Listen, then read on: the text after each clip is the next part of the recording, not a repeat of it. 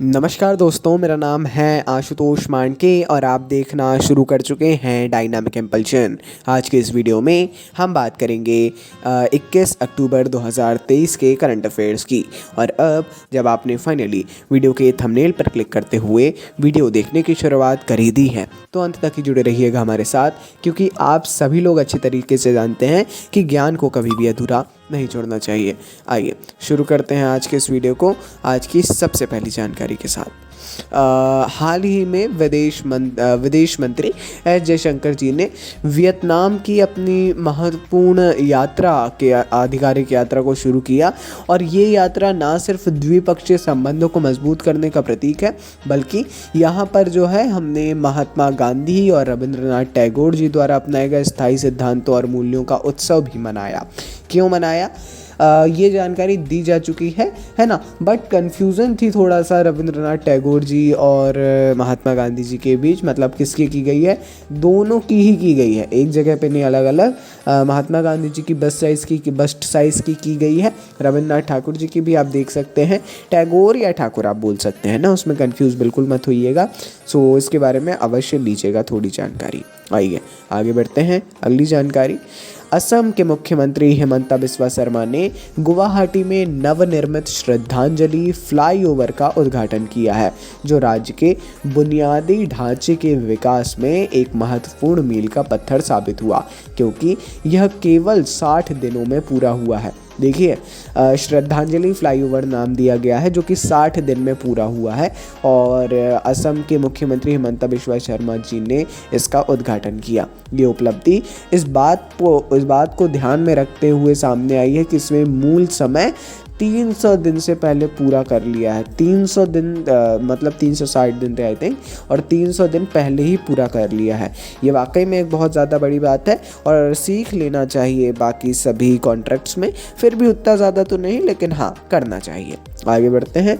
अरुणाचल प्रदेश राज्य मंत्रिमंडल ने 3 बाघ अभ्यारण्यों के लिए एक विशेष बाघ संरक्षण बल की स्थापना, तीसरी भाषा के शिक्षकों को मानदेय का आवंटन, राज्य की औद्योगिक और निवेश नीति में संशोधन और इसके निर्माण को हरी झंडी दे दी है। देखिए, अरुणाचल प्रदेश राज्य मंत्रिमंडल ने 3 जो बाघ अभ्यारण्य है वहाँ के टाइगर रिजर्व, वहाँ पर विशेष बाघ संरक्षण बल की स्थापना, तीसरी भाषा के शिक्षकों का मानदेय आवंटन और राज्य की औद्योगिक और निवेश नीति में संशोधन, इसके निर्माण को हरी झंडी दी है।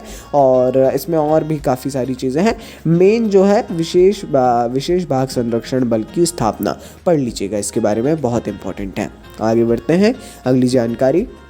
मशहूर स्पोर्ट्स ब्रांड, यदि नाम सुना हो, वैसे कहने की आवश्यकता नहीं है, प्यूमा ने भारत के प्रमुख तेज गेंदबाज मोहम्मद शमी को अपना ब्रांड एम्बेसडर बनाने की घोषणा की है।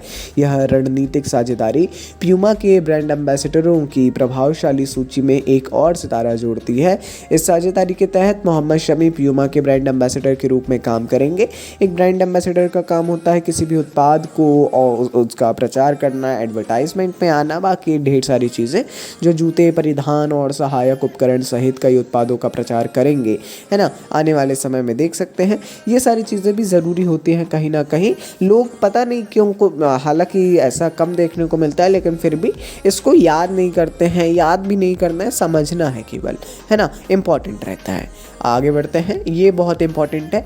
केंद्र सरकार ने 16 उच्च न्यायालय के न्यायाधीशों के स्थानांतरण और विभिन्न उच्च न्यायालयों के 17 नए न्यायाधीशों की नियुक्ति की अधिसूचना जारी की। समझिए, 16 उच्च न्यायालय, 16 हाई कोर्ट के न्यायाधीश, है ना, और 16 हाई कोर्ट न्यायाधीश के साथ इनके ट्रांसफ़र हुए हैं और 17 नए जो जज हैं, न्यायाधीश हैं, उनकी नियुक्ति की अधिसूचना जारी हुई है। केंद्रीय कानून मंत्री अर्जुन राम मेघवाल द्वारा, राज्य मंत्री हैं ये, इनके द्वारा नहीं, सॉरी, मैं कंफ्यूज हूँ इस बारे में, थोड़ा सा हमें भी श्योर नहीं है। हाँ, ये राज्य मंत्री आई थिंक नहीं है। सोशल मीडिया प्लेटफॉर्म पर घोषित यह कार्यवाही एक ही दिन में केंद्र द्वारा की गई सबसे अधिक न्यायिक अधिसूचना को चिन्हित भी करती है। आगे बढ़ते हैं। ये अंतिम जानकारी है और कहीं ना कहीं इम्पोर्टेंट भी। भारत का पर्यटन उद्योग अभूतपूर्व उछाल का अनुभव कर रहा है। यदि आप देखें, वैश्विक महामारी के मद्देनज़र और देश 2030 तक यात्रा क्षेत्र में चौथा सबसे बड़ा वैश्विक खर्च करने वाला देश बनने की ओर अग्रसर है, जिसका कुल व्यय 410 अरब डॉलर तक पहुंचने का अनुमान है, पहुंचेगा भी, है ना। और ये भी ध्यान रख लीजिए, सीधी बात, कि भारत का पर्यटन उद्योग अभी बहुत अच्छी उछाल कर रहा है, जिसे कहते हैं बूम, एक नाम लिया जाता है। ये बूम है अभी इस टूरिज्म में, है ना, टूरिज्म इंडस्ट्री में इंडिया की एक बूम हमें देखने को मिल रहा है, जो कि एक काफ़ी अच्छी बात है। तो दोस्तों, ये थी आज के इस वीडियो की अंतिम जानकारी। कोई भी कन्फ्यूज़न हो आपको किसी भी टॉपिक से रिलेटेड, आप कभी भी कमेंट सेक्शन में पूछ सकते हैं। बाकी अपन मिलते हैं ऐसी ढेर सारी जानकारियों के साथ अगले वीडियो में। ऐसा ही सपोर्ट करते रहिए। नमस्कार। Dynamic impulsion.